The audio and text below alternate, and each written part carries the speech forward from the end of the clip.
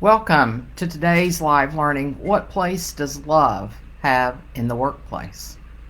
Welcome, I'm Peggy O'Neill. I founded the Facebook group Answering the Call, where we answer that longing. We respond to that longing, which I say is a call from ourselves, from our essential nature, to know who we are, to really turn around, quit looking out there for the answers, to turn around and to do what we call self-inquiry, to inquire and to know who I truly am.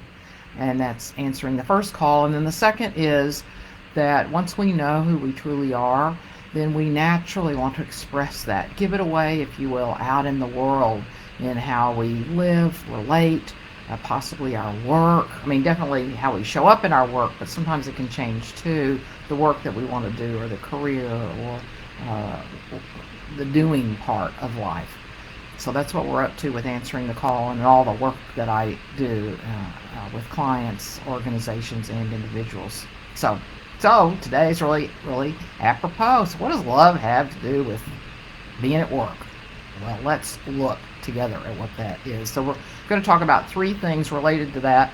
Oh, sorry. If you're here in person, please say hi. Let me know you're here. If you have any questions or comments, let me know. And if you're watching this on replay, please put hashtag replay in the comments. And if you have any questions or comments there as well, please put them in there and I will come back and answer. All right, so what place does love have in the workplace? So we're going to look at a way to think of love that works at work. We're also going to look at how challenging a coworker in a certain way is actually a loving thing to do. And then how love, and as the way we're talking about it today, enhances performance, morale, resilience, creativity, and retention, which is what every company is looking for. All managers, businesses are looking for, how do I enhance performance and morale? How do we make comebacks when things aren't working well? Resilience and being more creative and retaining people. Okay, so I'm going to start with first a little funny story. It was probably now, it was in 2008, so it'd be about 15, 16 years ago. One of my colleagues had encouraged me to apply to speak at a management conference, business and management conference, on something to apply to speak. And I wanted to speak on love in the workplace. So I sent it in, and they rejected it, saying people weren't ready for this conversation. It's amazing to me. It's amazing. Most people still aren't ready for this conversation, but these are the conversations I love to have, because it's all so key. It's a misunderstanding of work and people, and anyway, it's a whole other conversation. Okay, so the way to think of love that works at work is, when I'm speaking of love in this way, I'm not talking about romantic love or infatuation, that kind of love. But what I am talking about is that open-heartedness to life, the allowing, accepting. So if you think about it, when we really love a person, or even a dog or a baby, what is that love? We're feeling full acceptance and allowing. We're not judging them. We're not trying to make them better, not trying to change them or change the circumstance. We're loving life, which means we're allowing, we're accepting. So you could change, instead of the word love, you could think of allowing and acceptance. It means being open to whatever's there, not judging the person. Yes, we can judge their behavior as inappropriate, address behavior that's inappropriate, but we make the distinction between the person who's behaving, the person who is a divine being. They're just sacred because they're here, and then their behavior, which can be inappropriate. And so when we think of love, we think of being open to being with that person, to accepting the person as they are, to allowing whatever is there without the judgment of the person. Okay, does that make sense? Let me see if we have any comments, any questions about that. Okay, so now, how can challenging a coworker actually be a loving thing to do? So we take what I just talked about and bring that. So by challenging, I don't mean judgment. I don't mean beratement. I don't mean making somebody wrong.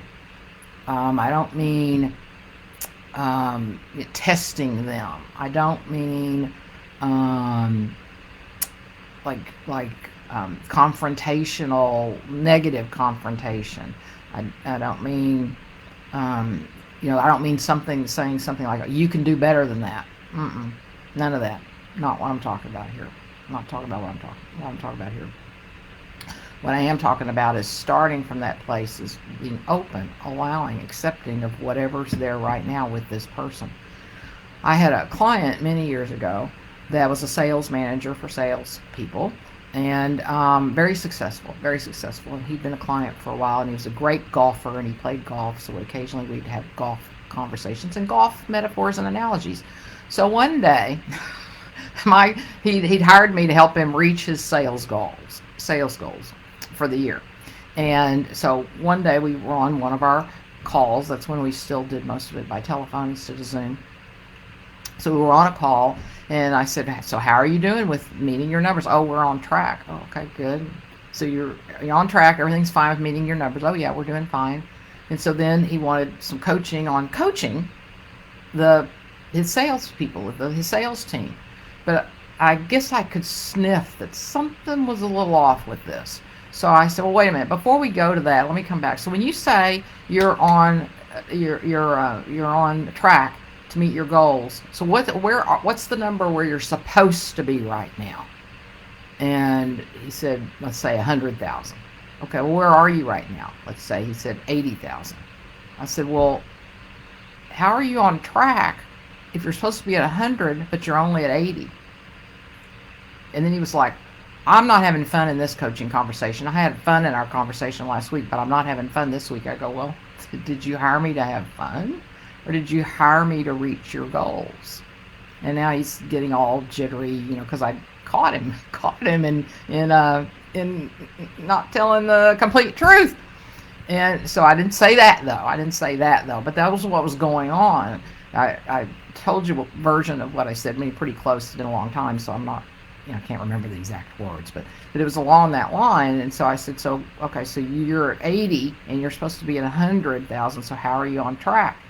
And then I said, and he's a golfer. Remember, I said, so if you were 80% in the hole, would you be in the hole? Well, no. Okay. Well, we've got to figure out how to get you back in the hole, back at exactly the number or close to the number that you're supposed to be, so that within a few weeks you're back on the number that you need to be on. And so then we had that conversation, the real conversation that wanted to be had that day, which is what course corrections, what needs to happen. He wasn't wrong that he was at 80, but see, that's what a lot of us do. He felt like he was wrong, or he didn't want to reveal that something was off, that he wasn't being perfect. And yet in revealing where he actually was, we could do something about it. And he was not happy the whole time, because I was challenging him in a loving, allowing way. I wasn't judging him. I didn't even judge the fact that he misspoke to me. I just stayed the course with love. See, it takes love to care enough about somebody and stand for somebody, to stand for their possibilities, to believe in them, to believe they're capable, to know they can reach their goals. And that's where I was coming from, and he could feel it. It wasn't comfortable, because I wasn't accepting his wanting to play small, wanting to give up, wanting to just have what he had. No. He hired me for something. We're going to keep that. So just, if you're a manager of anybody, they came to work for you to be excellent at whatever it is they said that they were there to do, or you hired them to do. So you have to have a relationship that can hold that conversation. So if you don't have a good relationship, you can't do what I said today. But I'm going to assume that you've got a good relationship with your coworkers or your children, or somebody you're coaching. And don't try to coach family members. I'm not at all talking about that. But challenging children, not coaching, challenging. And so, but doing it from a loving place, which can also be a stand, can be strong, can be kind of stern, be kind of, this is where we're going, and reminding him, this is what you hired me to do. So we've got the context, the container within which we're having this conversation. So, so he wasn't comfortable, and then at the end of the conversation, just so you know, because I knew he wasn't comfortable the whole time, so I said, how are we doing, Randy? How's our relationship? So I'm always checking in with the relationship. Are you okay? He goes, yeah, I mean, he wasn't very happy because he gotten caught trying to slide. Okay. But we were fine, and then went on from there, and he met his goals. So he got his bonus. Everybody was happy. Everybody got their bonus. So, so that's how we challenge people in a loving way. And we have to have permission. We have to have the relationship intact, and there's no judgment in there. I had no judgment.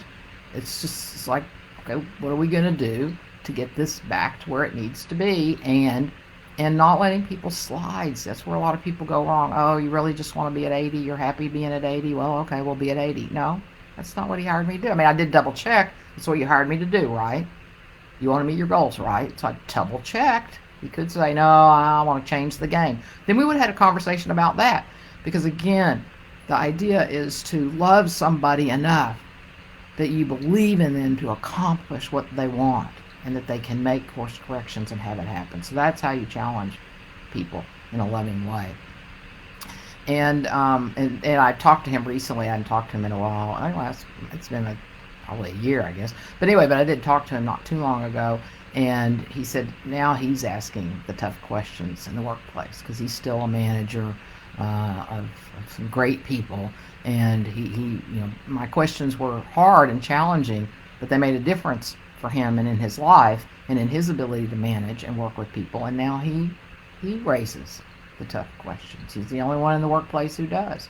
So people like working for him because they know that he's going to help them accomplish what they really want. So, but now he asks the hard questions. And it's just trusting and knowing. I mean, looking at yourself, do you really want somebody to hold you small, to hold you as incapable? When we challenge people to rise up to do what they told us they wanted to do in a loving way, a caring way, a respectful way, they love being challenged deep down because somebody believes in them and stands for them. Because they get a different message when we let them off the hook, which is, you're not capable, and I don't believe in you, and we're going to settle here. Whoa, I don't want that message with anybody I work with or I care about. So knowing that people want to be challenged, and you can check in with them. And sometimes they'll go kicking and screaming, like my client did. He went kicking and screaming. He wasn't happy that day, okay, but before too long, he was real happy. All right. Then, because my job isn't to keep people happy either. That's not my job. Well, in knowing our essential nature is to be happy, but we can be happy in the background and still be annoyed in the in the foreground. All right, enough about all that.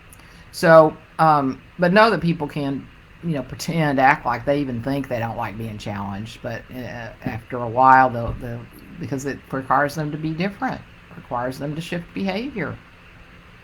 None of us likes to do that, really, but okay, so we just get used to then changing behavior. All right, and how love enhances performance, morale, resilience, creativity, and retention. Well, you might have just seen how that is. Because when somebody knows that their manager, their coach, cares for them enough, that is going to be there for them, is not going to let them fail. I mean, yes, people fail, but I mean the stand is, I'm going to be however I can be for you, so you're going to be a star, so you get to succeed. Then that enhances performance. They want to rise up. They want to be better. They know that you're caring about them. You might know the old saying, people don't care how much they know, or people don't care how much you know until they know how much you care. So when people know you care, wow, that's when performance is present, morale, somebody's caring, they feel like they belong, they're involved, and they're resilient because they're there. They know somebody's going to be with them, support them through hard times. They are capable of that. And then creativity, because they know then they can risk, they can try new things, and then retention, because people want to be around that. They don't want to go to a dull workplace where everybody's being let off the hook and mediocre and getting by. People don't like to work in that environment. That's why so many people are so unhappy, because they're not challenged to step forward and to step up and to see what they're made of. So when you love in the way we're talking about today, people love it. People love it.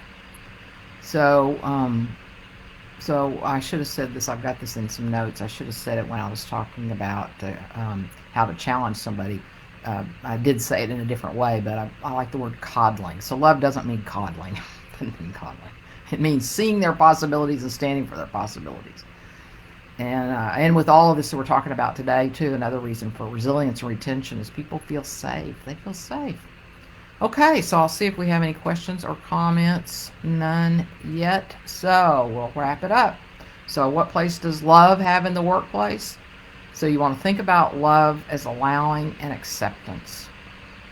And challenging is a loving thing to do because it shows you care, you believe in them, you're standing for them and their possibilities.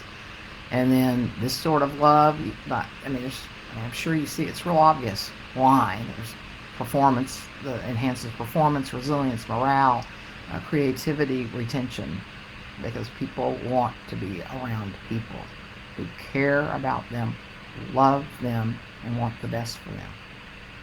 So great. Please let me know how this works for you in the workplace to love the people with whom you work. I have a complimentary workshop coming up in about 10 days on March the 12th from 11:30 to 1 Central, where we actually engage with this conversation to some extent, because we're looking at how to align our lives, our energy, in a way that we experience more abundance, love, freedom, joy in our lives. So I hope you'll join us. I'll be posting the information in the Facebook group tomorrow, so be watching for that, and join us on March the 12th. All right. Thank you. Bye.